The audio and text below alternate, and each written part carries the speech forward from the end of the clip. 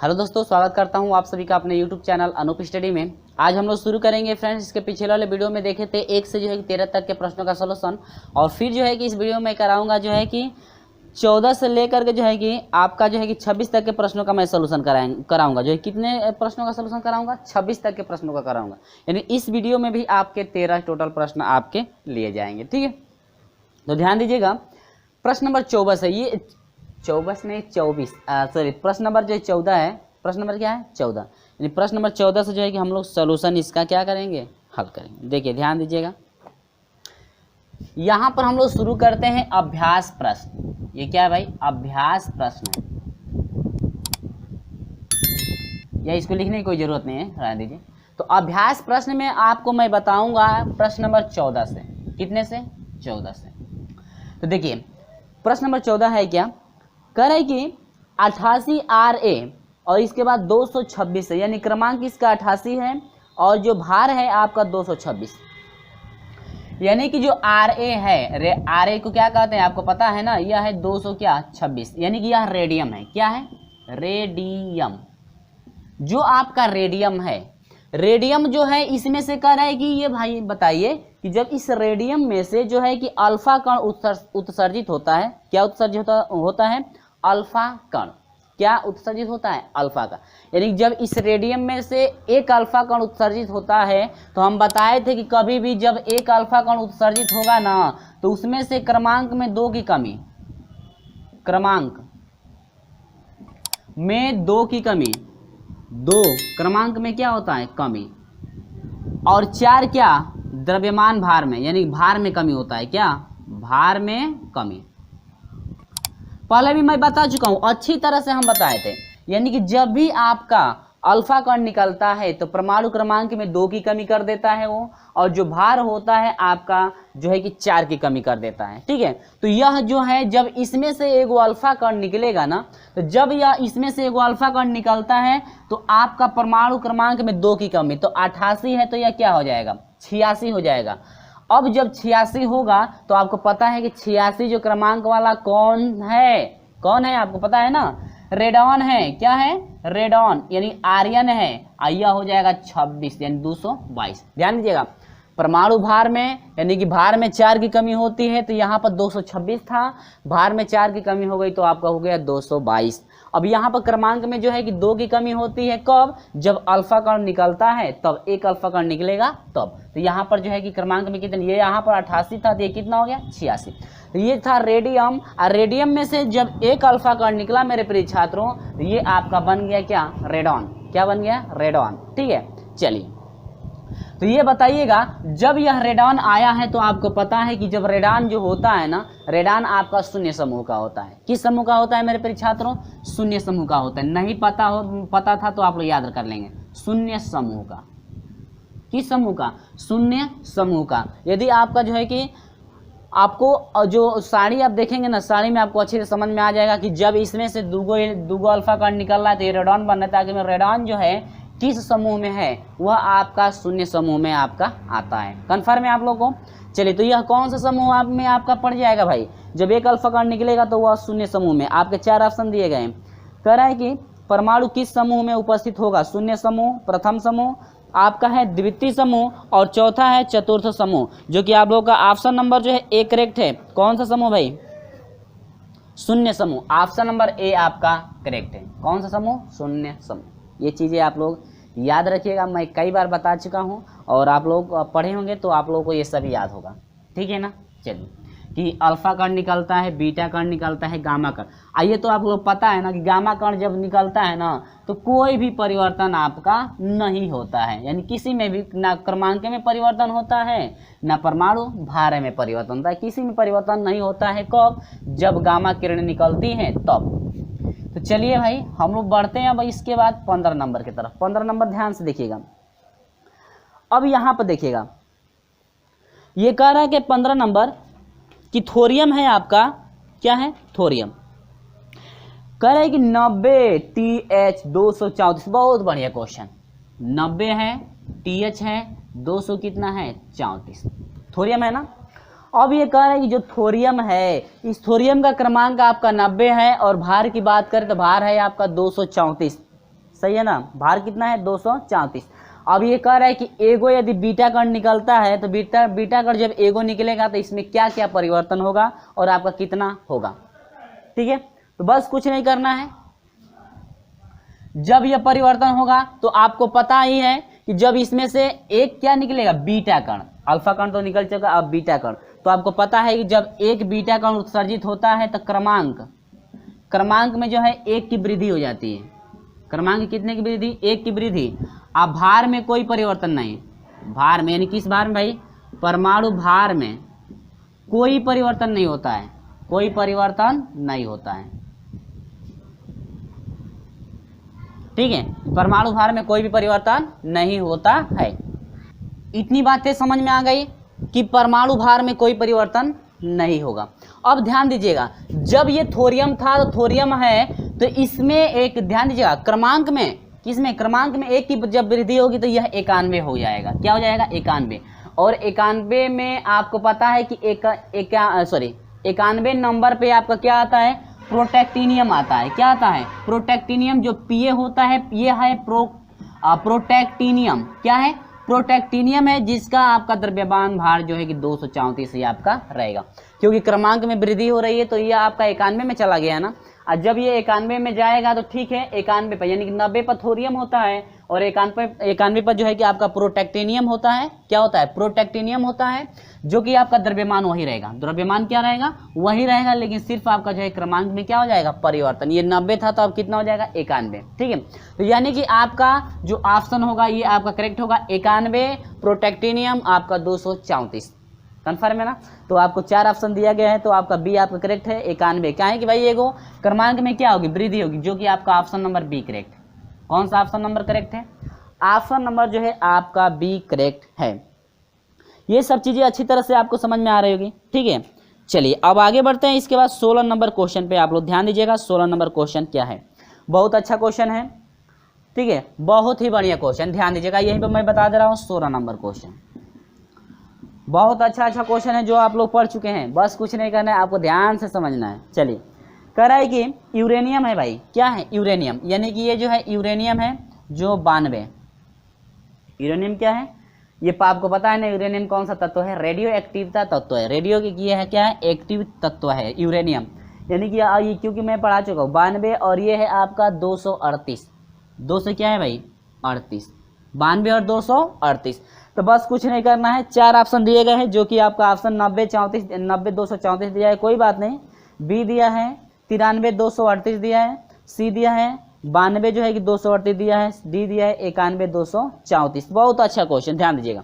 इसमें से भाई कौन सा कण निकल रहा है, पहले वो आप देख लीजिए, अल्फा कण। ध्यान दीजिएगा, जब आपका एक अल्फा कण निकलता है, क्या निकलता है, एक अल्फा कण निकलता है तो क्रमांक में 2 की कमी, तो यह 92 है तो 90 हो जाएगा।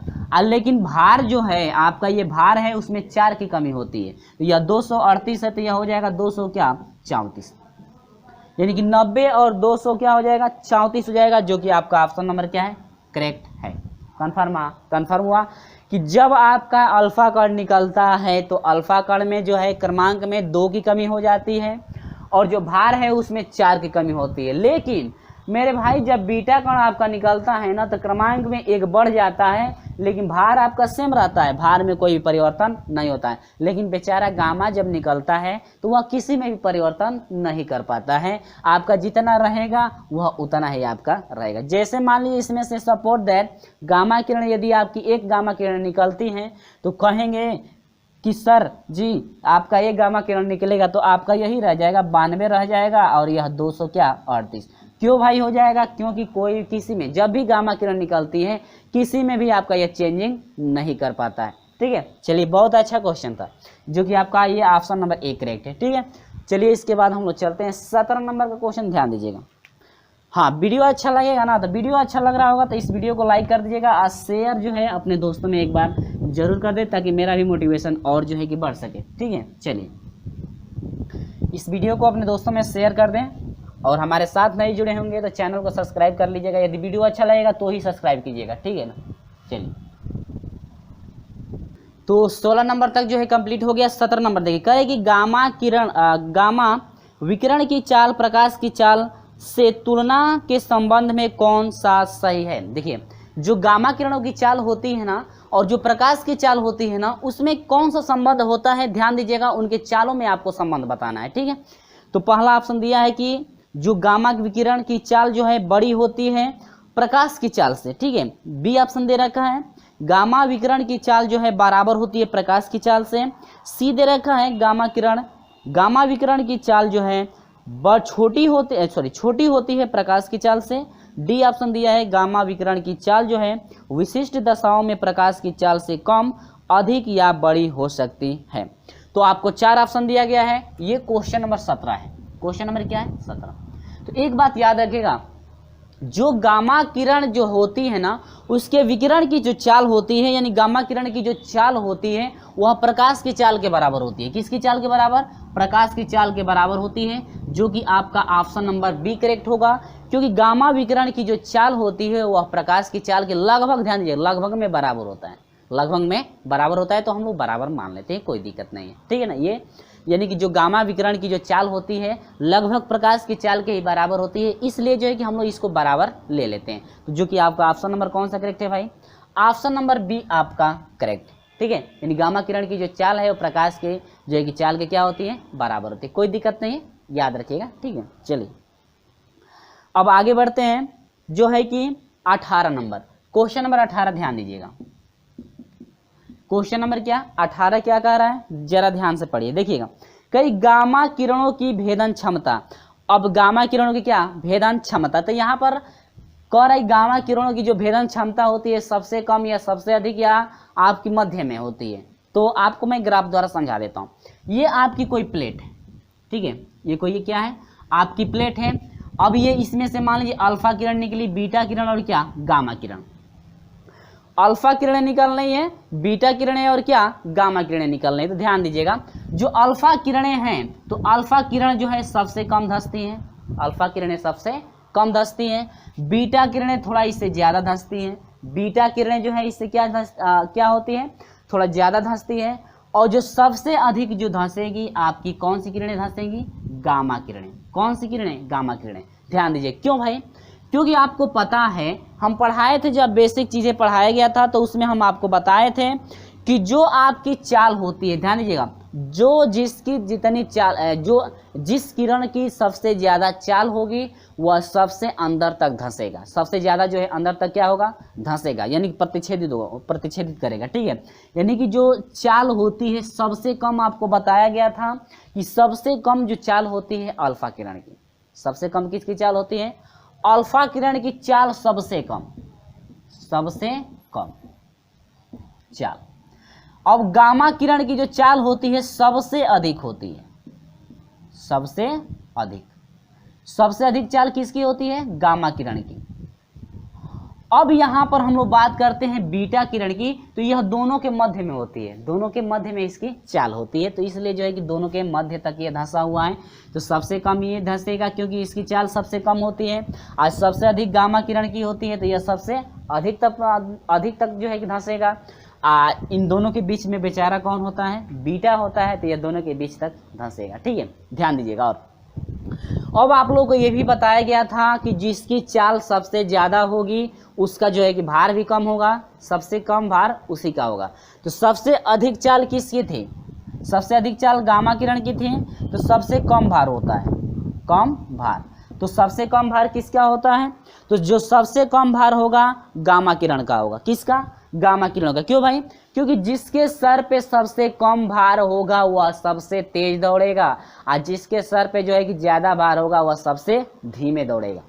तो सबसे कम ये अल्फा किरण जो है सबसे कम चल रही है, इसका मतलब कि सबसे ज़्यादा भार, ठीक है, सबसे ज़्यादा भार किस पे होता है? किस पे होता है भाई? अल्फा कण पे जो है, यानी अल्फा किरण पे जो है कि सबसे ज़्यादा जो है कि भार होता है। इन दोनों के मध्य में भार किसका होता है? बीटा किरण का। ठीक है, तो ये चीज़ें मैं पहले भी पढ़ा चुका हूँ, तो आपको याद भी होगा।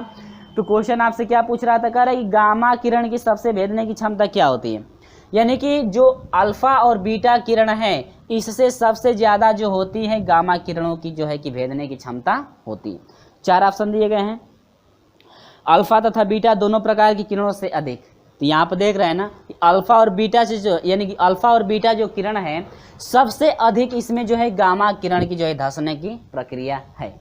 तो वही जो है भेदने की क्षमता सबसे अधिक किसकी है, गामा किरण। किससे किससे, अल्फा और क्या, बीटा से, जो कि आपका ऑप्शन नंबर ए भी आपका करेक्ट है, यानी ए आपका ऑप्शन नंबर करेक्ट है। बाकी सभी आपका क्या है, गलत है, क्योंकि 3 शेष ऑप्शन है, तीनों शेष ऑप्शन क्या है, गलत है। यहाँ पर मैं ग्राफ द्वारा समझा दिया हूँ ताकि आपको और अच्छी तरह से समझ में आ जाए। कन्फर्म है आप लोग? चलिए, कोई दिक्कत नहीं होगी भाई, ये सब चीज़ें पढ़े होंगे तो आपको सब कुछ याद हो रहा होगा कि आपको जो है कि मैं क्या क्या पढ़ाया हुआ था। ठीक है, चलिए, ज़्यादा कुछ नहीं है, देखिए बस आपको ना जो मैं बेसिक चीज़ें पढ़ाता हूँ ना वो आप बस याद रखिए।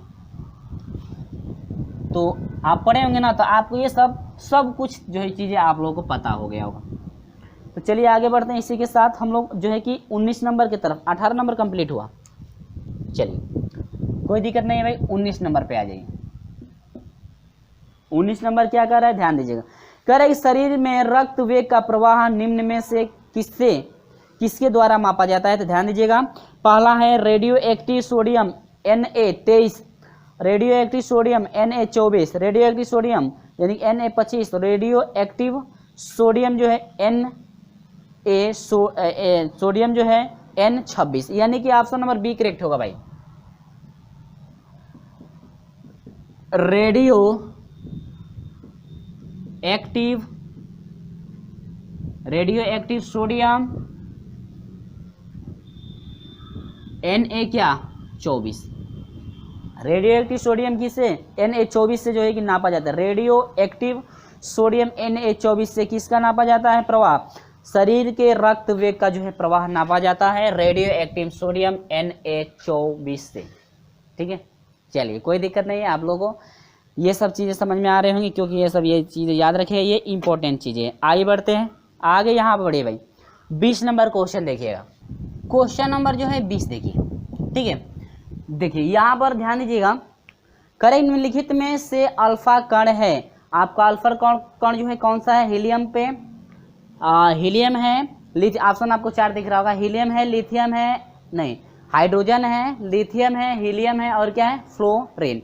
आपको पता होगा कि अल्फा पर जो है कि 2 धन इकाई आवेश होते हैं। कितने, अल्फा कण पे 2 धन इकाई आवेश होते हैं। तो 2 धन इकाई आवेश किस पे है, हीलियम पे 2 है ना, हीलियम पे क्या है 2+।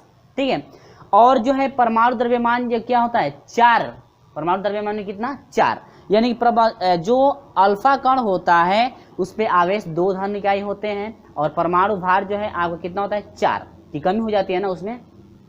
तो आपका हीलियम हो जाएगा, जो कि आपका ऑप्शन नंबर क्या होगा, सी, हीलियम पे 2+, क्योंकि अल्फा कण पे जो है कि 2 धन इकाई आवेश पाए जाते हैं।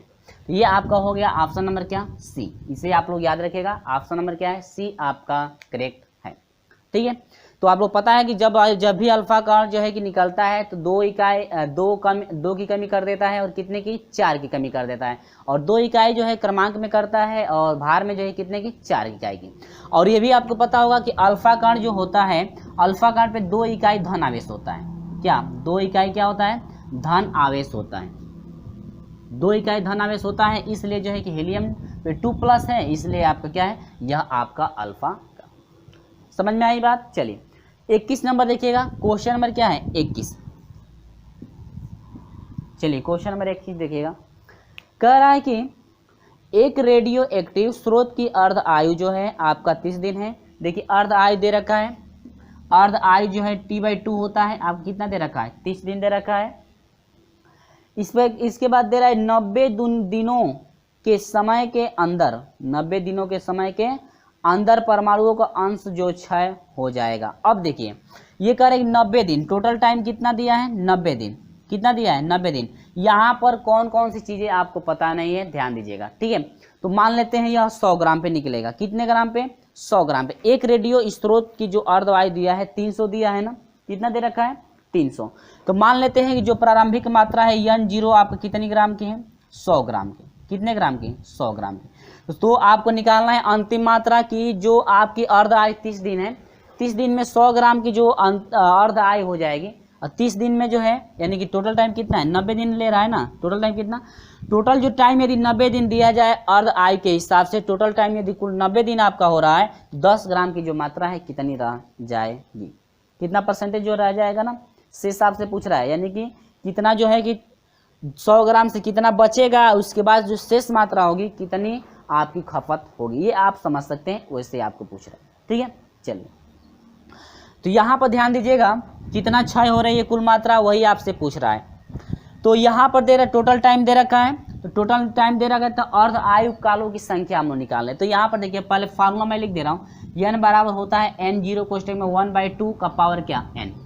इसमें सबसे पहले आपको क्या क्या पता करना है, यहाँ पर लिख दे रहा हूँ कैपिटल N आपको हर हाल में पता करना है, और हर हाल में क्या निकालना है, इसमान n, यानी अर्ध आयु कालों की हम लोग संख्या निकाल लें पहले। तो टोटल आपका कैपिटल T बराबर क्या होता है, कैपिटल T बराबर होता है T/2 गुणे क्या n।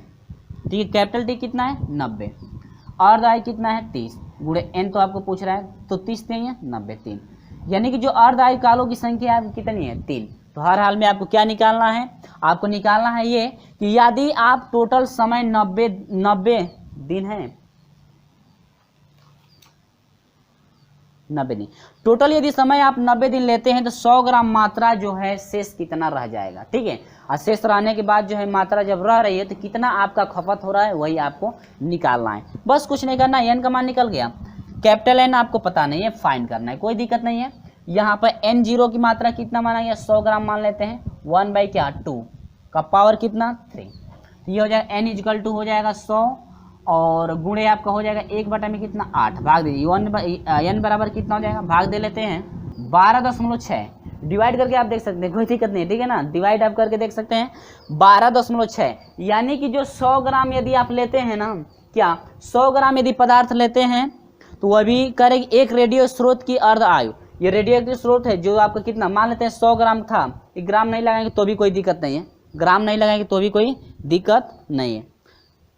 तो यहाँ पर ग्राम रहने दीजिए, कोई दिक्कत नहीं, ऐसे भी कोई दिक्कत नहीं है, परसेंटेज पूछ रहा है ना, तो खाली यहाँ पर मान करके हम लोग जो है कि हल करेंगे। या 100 ग्राम यहाँ पर माना गया है ना, तो 100 ग्राम देखिए 100 ग्राम की जो मात्रा है ना, 100 ग्राम की जो मात्रा थी यह प्रारंभिक मात्रा थी, और ये टोटल जो समय ले रहा था 90 दिन ले रहा था, अर्ध आयु कितने का चल रहा था 30 का, अर्ध आयु कितने का चल रहा था 30 दिन का। तो आपका जो टोटल 100 ग्राम जो मात्रा थी 90 दिन का टोटल समय जो लिया है ना, 90 दिन के टोटल समय में आपकी अर्ध आयु रह जा रही है कितना 12.6 रह जा रही है। यानी कि पहले तो 100 ग्राम था और यहाँ पर 100 ग्राम था, और जो है कि अर्ध आयु यदि 30 दिन का लिया जाए और टोटल जो समय यदि 30 दिन टोटल समय जो 90 दिन हो रहा है ना, 90 दिन में जो 100 ग्राम की मात्रा है वह घट करके हो जा रही है 12.6। 90 दिन में जो 100 ग्राम की मात्रा थी वह घट कर हो जा रही है 12.6। तो अब ये पूछ रहा है कि ये बताइए कितना आपका नष्ट हुआ है, कितना आपका नष्ट हुआ है वही आपको पता करना है। तो 6 भाग कितना हो जाएगा, यानी कि नष्ट हुआ भाग पहले था 100 ग्राम, आपका लास्ट में जाकर बच गया 12.6, तो आपका कितना नष्ट हुआ है ध्यान दीजिएगा। 0.0 बढ़ाएंगे, 10 में से 6 घटेगा 4 दशमलव, यानी कि 9 में से 2 घटेगा 7 हो जाएगा, 9 में से 1 घटेगा कितना 8, यानी कि 87.4%। कितना हो जाएगा 87.4% जो है क्षय हुआ, ये क्या है भाग है।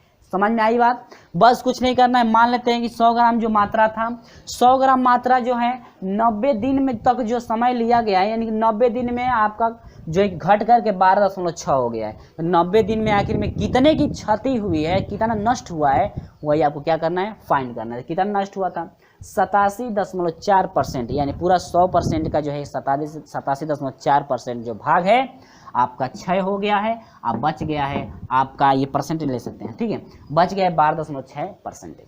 ठीक है, तो ये है आपका प्रोसेस चला जो कि आपको अच्छी तरह से समझ में भी आ गया होगा। चलिए दोस्तों, इसके बाद हम लोग बढ़ते हैं। ये आपका कौन था 21 नंबर था। इसके बाद चलिए हम लोग लेकर चलते हैं आपको 22 नंबर की तरफ। चलिए 22 नंबर का क्वेश्चन, उम्मीद होगी ये आपको अच्छी तरह समझ में आ गया है ना। चलिए इस वीडियो को ज़्यादा से ज़्यादा शेयर कर दीजिएगा। तो यहाँ पर हम लोग बात करते हैं 22 नंबर का। ठीक है, 22 नंबर ऑप्शन में याद रखिएगा। देखिए करें कि नाभिकीय संलयन अभिक्रिया के लिए उच्च ताप आवश्यक है, यानी कि नाभिकीय संलयन जो अभिक्रिया होती है उच्च ताप आवश्यक होती है किसके, वांडर वाल्स बलों को पार करने के लिए, नाभिकीय बलों को पार करने के लिए, गुरुत्वीय तो बलों को पार करने के लिए, कूलाम बलों को पार करने के लिए, यानी कि ऑप्शन नंबर डी करेक्ट होगा। ऑप्शन नंबर क्या है? डी करेक्ट होगा। कूलाम बलों को पार करने के लिए, कूलाम बलों को पार करने के लिए, ठीक है। ऑप्शन नंबर क्या है? डी आपका करेक्ट होगा। यानी कि आपसे पूछ रहा था कि नाभिकीय संलयन अभिक्रिया के लिए उच्च ताप आवश्यक है, कूलाम बलों को क्या पार करने के लिए। उच्च ताप क्यों आवश्यक होता है? ताकि ये जो कूलाम बल होता है इस कूलाम बलों को क्या कर दे पार कर दे, ठीक है। चलिए आगे बढ़ते हैं। 23 नंबर क्वेश्चन, ये ऑप्शनल था। 23 नंबर क्वेश्चन देखिए। चलिए 23 नंबर कह रहा है कि नाभिकीय रिएक्टर कौन सा कार्य करता है। ध्यान दीजिएगा, नाभिकीय जो रिएक्टर है कौन सा कार्य करता है, जो कि आपका 23 क्वेश्चन है, ठीक है। चलिए कह रहा है कि अनियंत्रित ढंग से नाभिकीय ऊर्जा का उत्पादन करता है, नाभिकीय ढंग से नियंत्रित ढंग से नाभिकीय ऊर्जा का उत्पादन करता है। सी है परमाणु बम विस्फोट में सहायता करता है। डी है उपरोक्त में से कोई नहीं। यानी कि ऑप्शन नंबर बी करेक्ट हुआ, नियंत्रित ढंग से नाभिकीय ऊर्जा का उत्पादन करता है। यानी कि नियंत्रित रूप का मतलब क्या हुआ? यानी कि उसको नियंत्रण, नाभिकीय ऊर्जा जो होती है ना, उसको जो है नियंत्रण करने के लिए नाभिकीय रिएक्टर का प्रयोग किया जाता है। यानी कि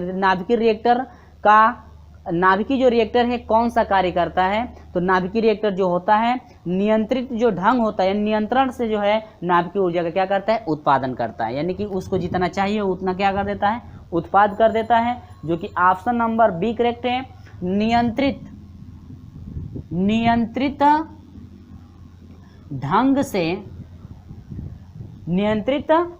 से नाभिकीय ऊर्जा का उत्पादन करता है। नियंत्रित ढंग से नाभिकीय ऊर्जा का उत्पादन करता है। नियंत्रित ढंग का मतलब क्या है? कि जो नाभिकीय रिएक्टर होता है ना, वह जो होता है नियंत्रित ढंग, यानी कि जिसको उसको जितनी ऊर्जा चाहिए विखंडित होने में, उसको वह ऊर्जा जो है कि उतना बनाकर देगा। जैसे मान लीजिए हम लोग स्टेबलाइजर घरों में लगाते हैं ना, स्टेबलाइजर जैसे बड़ा स्टेबलाइजर जो है घर में आप लगाते हैं, किस लिए? क्योंकि वह जो आपकी विद्युत धारा को जो है कि नियंत्रित ढंग से दे सके। यदि कम आता है, जैसे मान लीजिए आपको 200 वोल्टेज चाहिए तो उसको लगा देंगे, तो यदि 150 वोल्टेज भी लाइन आती है तो वह नियंत्रित ढंग से बना करके 200 वोल्टेज आपको देगा, 200 वोल्टेज आपको देगा। और मान लीजिए 100 वोल्टेज भी लाइन आपकी आती है घरों में, तो वह जो है कि नियंत्रित ढंग से जो स्टेबलाइजर आप लगाए रहेंगे वह नियंत्रित ढंग से जो है कि आपको 200 वोल्टेज बनाकर देगा। यानी कि आपको जितना वोल्टेज चाहिए वो हमेशा उतना जो है कि एक्यूरेट वोल्टेज आपको बनाकर देगा। भले ही 50 वोल्ट आती हो, 100 वोल्ट आती हो और क्या 150 वोल्ट आती हो, तो हमेशा वह जो बना कर देगा विद्युत धारा को, ठीक है। यानी कि यही कार्य नाभिकीय रिएक्टर का क्या कार्य है? वो ऊर्जा, यानी कि जो आपका ऊर्जा है, ऊर्जा को जो है कि नियंत्रित ढंग से आपको देगा, ठीक है। कम बेसी कभी भी नहीं होने देगा। तो ये उसका कार्य समझ गए होंगे एग्जाम्पल के तौर पे। चलिए तो ये आपका 23 रहा। तो बात करते हैं 24 नंबर पे। 24 नंबर ध्यान दीजिएगा क्या है। तो कह रहा है कि नाभिकीय परिवर्तन आपका दे रखा है, यहाँ पर दिया है, मैं अब आपको अच्छी तरह समझा दे रहा हूँ। 84 है पीबी 84 है, इसके बाद है 215 है, और ये कह रहा है कि टूटने के बाद ये बन रहा है 82। क्या हो जा रहा है? 82 पीबी, पी और क्या बी, 82 पीबी है। इसका जो 211 है, कितना है? 211।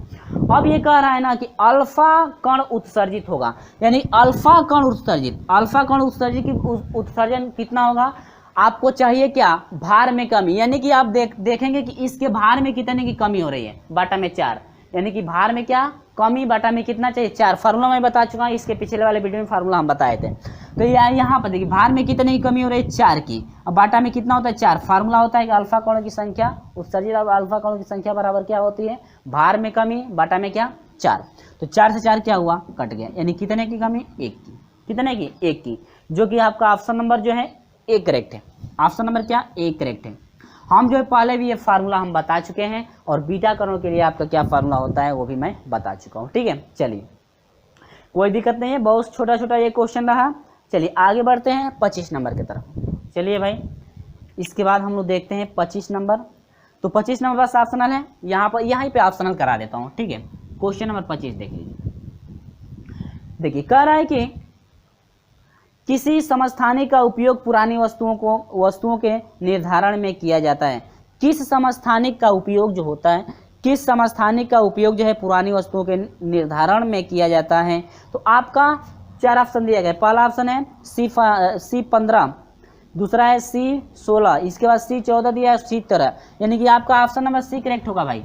C जो है आपको कितना 14 होगा। C आपका क्या होगा 14 आपका होगा। ऑप्शन ये याद रखिएगा, ठीक है। पुरानी वस्तुओं के निर्माण में किया जाता है, ठीक है। किस समस्थानिक का उपयोग पुरानी वस्तुओं के निर्माण में किया जाता है, C14 का। चलिए आगे बढ़ते हैं। लास्ट क्वेश्चन है, क्वेश्चन नंबर 26 है, जो कि आपका लास्ट है। चलिए बहुत बढ़िया क्वेश्चन था, आगे बढ़ते हैं। नहीं ये तो आपका 25 हो गया ना, हाँ 25 और 26 देखिए। फिर हाइड्रोजन बम किस सिद्धांत पर कार्य करता है, ध्यान दीजिएगा। जो हाइड्रोजन बम होता है और सूर्य की जो ऊर्जा होती है ना, यह जो है नाभिकीय संलयन पर कार्य करता है। किस पे कार्य करता है, नाभिकीय संलयन पर, यानी कि हाइड्रोजन बम और जो है सूर्य की जो ऊर्जा होती है नाभिकीय संलयन पे जो है कि कार्य करती है। किस पे कार्य करते हैं, नाभिकीय संलयन पे। 4 ऑप्शन दिए गए हैं। पहला दिया है नाभिकीय संलयन, बी दूसरा दिया है नाभिकीय विखंडन, सी दिया है नाभिकीय विघटन और डी दिया है तापीय अपघटन। यानी कि ऑप्शन नंबर 1 करेक्ट होगा भाई, नाभिकीय संलयन, नाभिकीय संलयन। तो नाभिकीय संलयन में जानते हैं क्या क्या होता है। एक तो हाइड्रोजन बम होता है, क्या होता है, हाइड्रोजन बम जो है कार्य करता है नाभिकीय संलयन पे, और दूसरा होता है सूर्य की ऊर्जा भी। सूर्य की ऊर्जा भी जो होती है ना, नाभिकीय संलयन पे जो है कार्य करती है। यानी कह रहे थे हाइड्रोजन बम किस सिद्धांत पर आधारित है, तो हाइड्रोजन बम जो है नाभिकीय संलयन पर आधारित है, और जो सूर्य की भी ऊर्जा होती है नाभिकीय जो है कि संलयन पर ही कार्य करती है। यानी इसी पर जो है सूर्य की ऊर्जा भी आधारित है नाभिकीय संलयन पर।